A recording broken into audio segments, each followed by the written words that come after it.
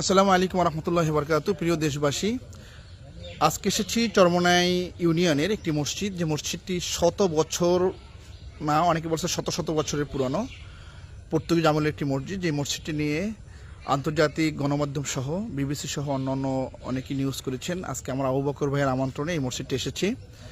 আবু বকর এই মসজিদটা দেখালেন, একটা পুরা গাছের নিচে, এই অনেক গাছটাও অনেক শত শত বছর পুরনো গাছ হবে, একটি ঐতিহাসিক মসজিদ।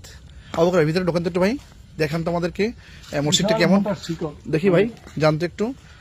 এই যে দেখেন, একটা দরজা, ভিতরে 3 থেকে 4 জন লোক নামাজ পড়তে পারে। এখানে অনেকেই আসে দেখার জন্য। অনেক তাই শিকড়, ওটাও শিকড়ও, সবকিছু ন্যাচারাল নাকি? এটা ওয়ালগুলো, এক একটা ওয়াল প্রায় পুরো হবে কত ফুট?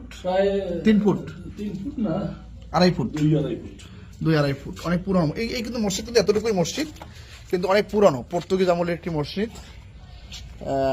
শত শত বছর সিদ্ধ রয়েছে। অনেকে বলে গাইবি মসজিদ নামে প্রসিদ্ধ অত্র এলাকায়। চমৎকার, অসাধারণ মসজিদটি,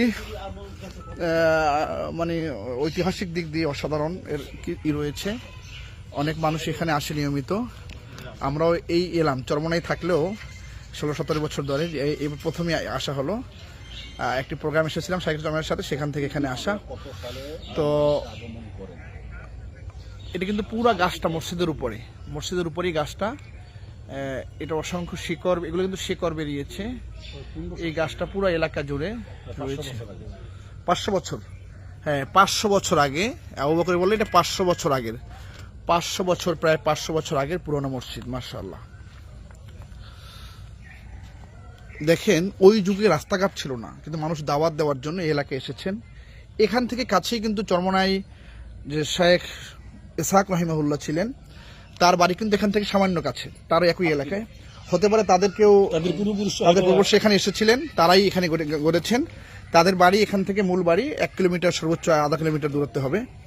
না, মূল বাড়ি তো এখান থেকে কাছে না, খন্দকার বাড়ি কাছে তো এখান থেকে, সৈয়দ বাড়ি যে। তো যাই হোক, আজকে এলাম, দেখলাম, অনেক শুকরিয়া, জাযাকুমুল্লাহ খাইর।